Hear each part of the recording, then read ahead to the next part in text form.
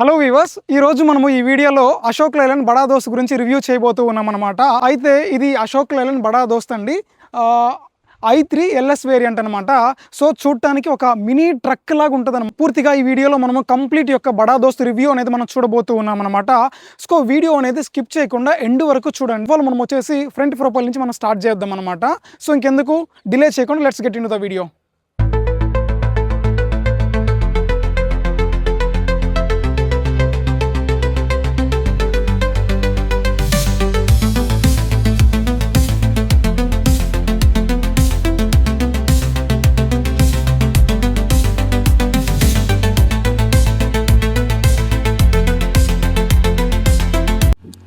Okay అండి, మెయిన్గా మనం చూసామంటే ఫస్ట్ ఆఫ్ ఆల్ ఈ యొక్క డిజైన్ ఏ విధంగా డిజైన్ చేశారంటే ఏరోడైనమిక్ షేప్లో మనకి డిజైన్ చేయడం జరిగిందనమాట.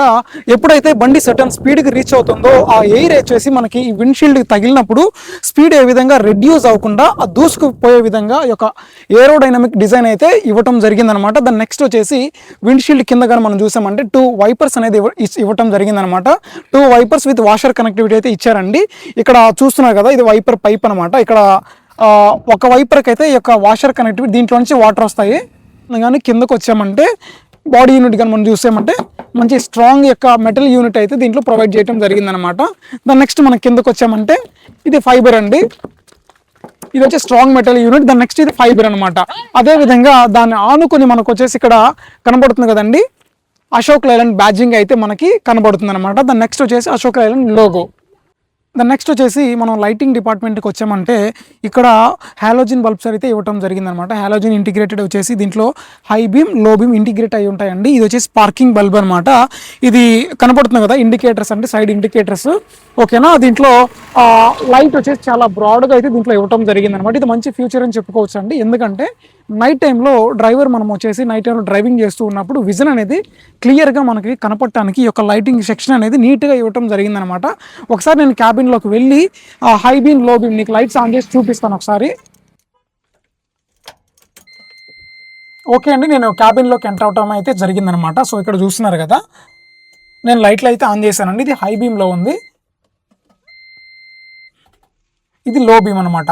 ఇది హై బీమ్, ఇది లో బీమ్ అండి. చూస్తున్నారు కదా, ఇది ఇండికేటర్.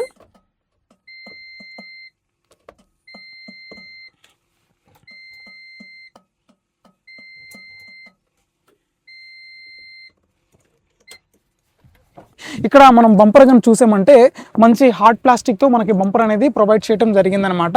అదేవిధంగా విత్ ఇన్బుల్ట్గా కూడా ఇక్కడ బంపర్కి ఫాగ్ ల్యాంప్స్ ఇన్స్టాల్ చేసుకునే దానికి ఫీచర్ అయితే ఇవ్వడం జరిగిందండి. బై డిఫాల్ట్గా ఇది కంపెనీ ఫిటెడ్తో రావట్లేదు. ఎక్స్ట్రా యాక్సెసరీస్లో మనకి కావాల్సి ఉంటే ఇక్కడ ఫాగ్ లైట్స్ అనేది మనం పెట్టించుకోవచ్చు అనమాట. దాని నెక్స్ట్ ఫ్రంట్ రిఫ్లెక్టర్స్ 2 ఇచ్చారండి, కనపడుతుంది కదా. ఇక్కడ ఒకటి మనకి రిఫ్లెక్టర్స్ అయితే ఇవ్వటం జరిగిందనమాట.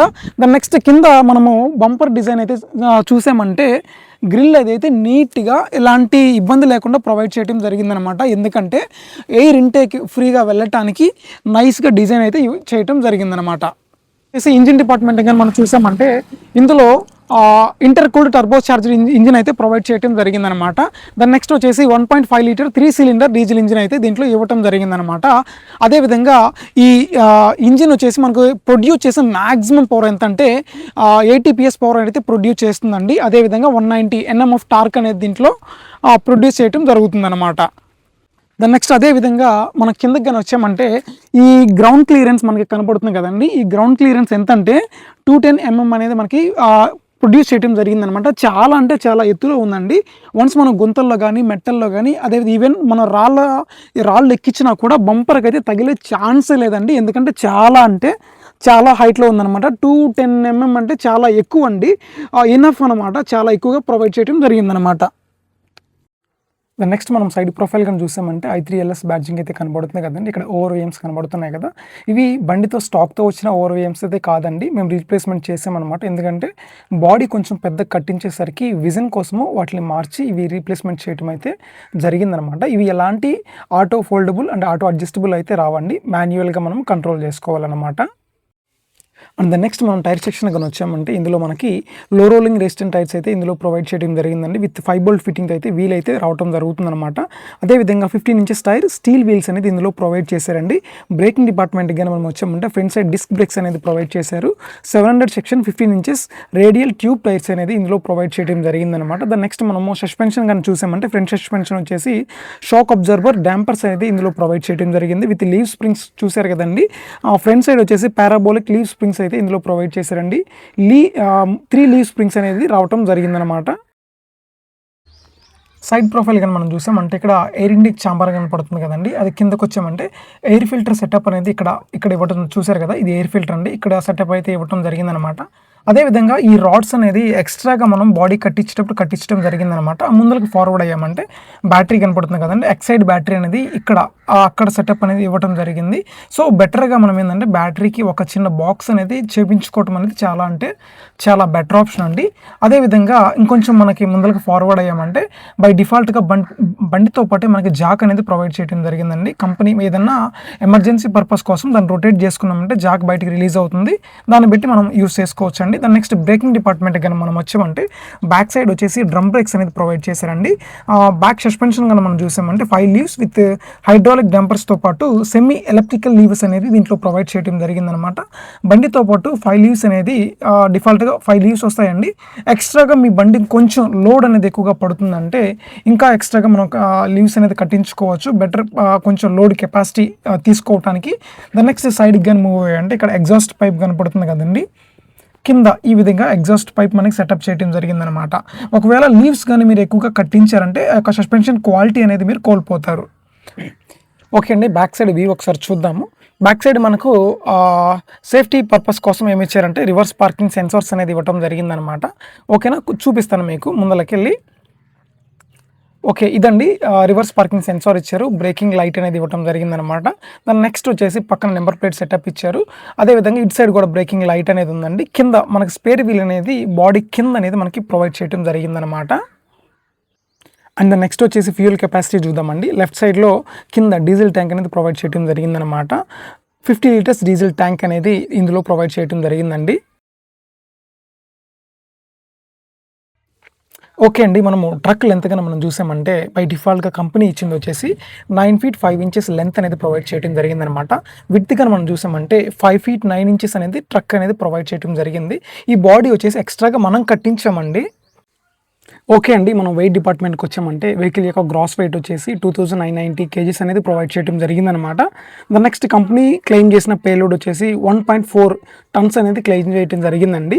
అదేవిధంగా లీవ్స్ కానీ ఎక్స్ట్రాగా మనం కట్టించుకున్నామంటే 2000 వరకు మనం తీసుకోబోయే కెపాసిటీ అనేది ఉంటుందండి. లీవ్స్ అనేది ఎక్కువ కట్టించుకోవాలన్నమాట. అండ్ ద నెక్స్ట్ వచ్చేసి వెహికల్ యొక్క ఇంటీరియర్ ఒకసారి చూద్దామండి. ఫస్ట్ ఆఫ్ ఆల్ మనం చూసామంటే అశోక్ లేలాండ్ కీ కనబడుతుంది కదండి, ఇలా ఉంటుందన్నమాట. దీంట్లో ఎలాంటి స్మార్ట్ కీ అయితే కాదండి, ఎలాంటి యాంటీ లాకింగ్ సిస్టమ్ అయితే దీంట్లో ప్రొవైడ్ చేయలేదు. ఎందుకంటే i3 వేరియంట్ అనమాట. డోర్ ఓపెన్ చేసిన వెంటనే మనకు వచ్చేసి కంప్లీట్ 90 degrees అయితే డోర్ ఓపెన్ అవడం జరిగిందనమాట. దాని నెక్స్ట్ వచ్చేసి డోర్లో మనం కానీ చూసామంటే వాటర్ బాటిల్ హోల్డర్ అయితే ఇవ్వడం జరిగిందండి. 1 liter వాటర్ బాటిల్ అయితే మనం హోల్డ్ చేసుకోవచ్చు. దాని నెక్స్ట్ ఆమ్రెస్ట్ అయితే ప్రొవైడ్ చేశారనమాట. దాని నెక్స్ట్ వచ్చేసి మాన్యువల్గా మనం మిర్రర్ అడ్జస్ట్మెంట్స్ అనేది చేసుకోవాలండి. ఎలాంటి పవర్ బటన్స్ అనేది మనకి దీంట్లో ఇవ్వలేదన్నమాట. ఫుల్ వచ్చేసి హార్డ్ ప్లాస్టిక్స్ అయితే మనకి ఇవ్వటం జరిగిందనమాట. దాని నెక్స్ట్ వచ్చేసి స్పీకర్స్ మాన్యువల్గా మనం పెట్టించుకోవాలండి. బై డిఫాల్ట్గా కంపెనీతో అయితే రావన్నమాట. దాని నెక్స్ట్ క్యాబిన్లోకి మనం ఎంటర్ అయ్యామంటే లోపల క్యాబిన్ వ్యూ అయితే ఇలా ఉంటుందండి.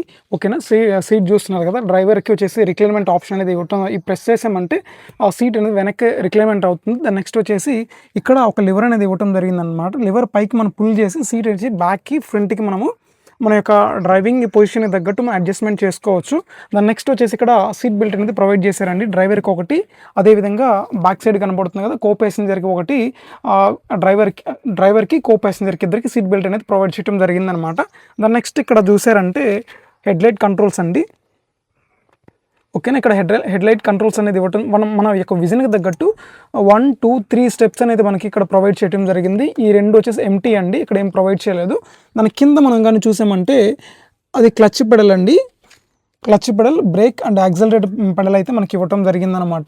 ఈ రెండు డమ్మీ అండి. నెక్స్ట్ వచ్చేసి స్టీరింగ్ వచ్చేసి మనకి పవర్ స్టీరింగ్ అయితే ప్రొవైడ్ చేయడం జరిగింది. ఇది వచ్చేసి హెడ్లైట్ కంట్రోల్స్ అండి. ఓకేనా, హెడ్లైట్ కంట్రోల్స్ అనేది ఇక్కడ ఈ రైట్ సైడ్లో ఇవ్వడం జరిగింది. దాని నెక్స్ట్ వచ్చేసి లెఫ్ట్ సైడ్లో మనం చూసుకున్నామంటే వైపర్ కంట్రోల్స్ అనేది మనకి ప్రొవైడ్ చేయడం జరిగింది అనమాట. స్టీరింగ్ వచ్చేసి కంప్లీట్లీ పవర్ స్టీరింగ్ అండి.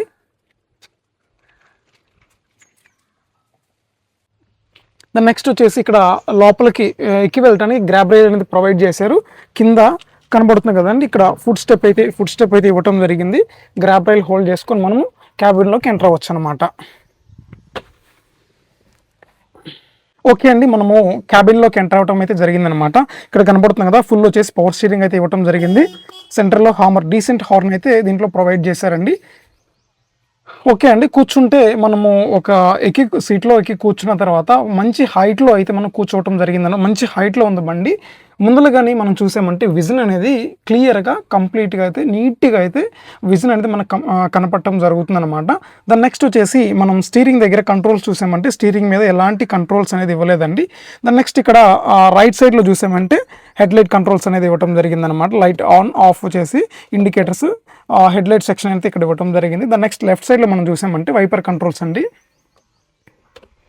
ఓకేనా, ఇక్కడ వైపర్ కంట్రోల్స్ అనేది ఇవ్వడం జరిగిందనమాట. దాని నెక్స్ట్ వచ్చేసి ఇన్స్ట్రుమెంట్ కన్సోల్గా మనం చూసామంటే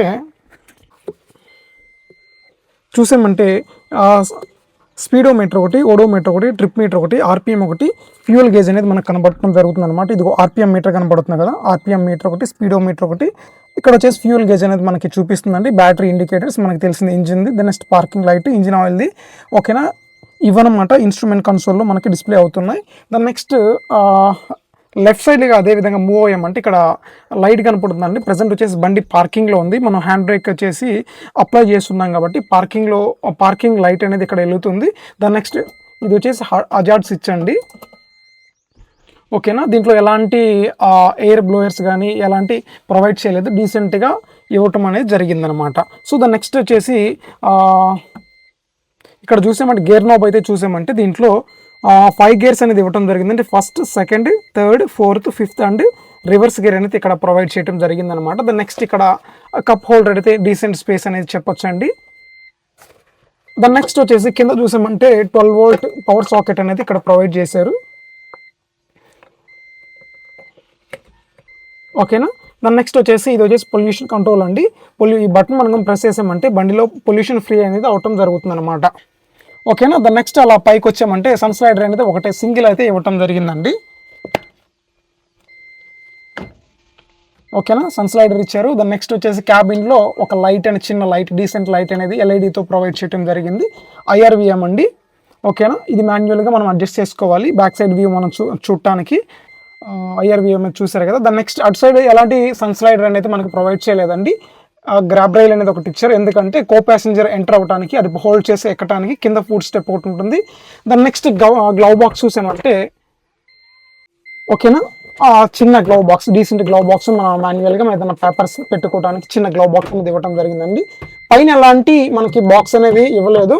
సో ఇదండి ఈ యొక్క ముగ్గురు అయితే కూర్చోవచ్చండి. ఇక్కడ సీట్ కనపడుతుంది, డ్రైవర్ కాకుండా అక్కడ ఒక కో ప్యాసింజర్, ఇక్కడ ఒక ప్యాసింజర్ అయితే కూర్చోవచ్చు. ముగ్గురు మొత్తం వచ్చేసి క్యాబిన్లో అంటే ఫ్రీగా ముగ్గురు అయితే కూర్చోవచ్చండి.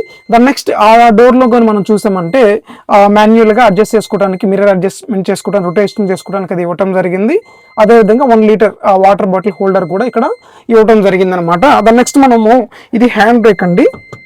ఇక్కడ ప్రెస్ చేసి కింద కన్నామంటే హ్యాండ్ బ్రేక్ రిలీజ్ అవుతుంది, పైకి ఎత్తామంటే హ్యాండ్ బ్రేక్ అయితే అప్లై అవుతుంది అనమాట. దాని నెక్స్ట్ వచ్చేసి ఒకసారి ఇంజిన్ ఆన్ చేసి మీకు ఇంజిన్ సౌండ్ కూడా నేను వినిపిస్తాను. మెయిన్ ఇంపార్టెంట్ థింగ్ ఏంటంటే మనము బండి స్టార్ట్ చేసేటప్పుడు క్లచ్ పట్టుకొని ఇంజిన్ స్టార్ట్ చేయాలండి, లేకపోతే ఇంజిన్ అనేది స్టార్ట్ అవ్వదు అనమాట.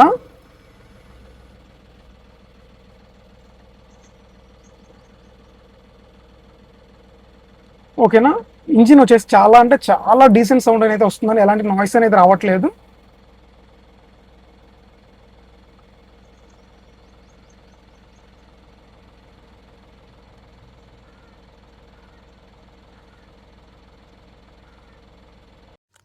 ఓకే అండి, డీటెయిల్స్ చూసారు కదా. అండ్ ఫైనల్గా మనము మైలేజ్ విషయానికి వచ్చామంటే కంపెనీ క్లెయిమ్ చేసిన మైలేజ్ వచ్చేసి 14 కిలోమీటర్స్ అయితే క్లెయిమ్ చేయడం జరిగిందండి.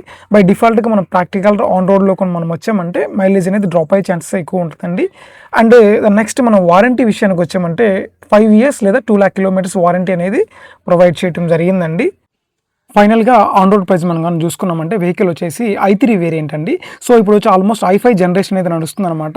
అందుకని వీళ్ళు పర్చేస్ చేసింది 2025 డిసెంబర్ మంత్ ఎండింగ్లో వీళ్ళు పర్చేస్ చేశారు కాబట్టి ఆల్మోస్ట్ వీళ్ళకి 9 lakhs సంథింగ్ అనేది ఆ పట్టం జరిగిందనేది ఆ యొక్క బండి యొక్క కస్టమర్ అనేది మనకు చెప్పడం జరిగిందండి.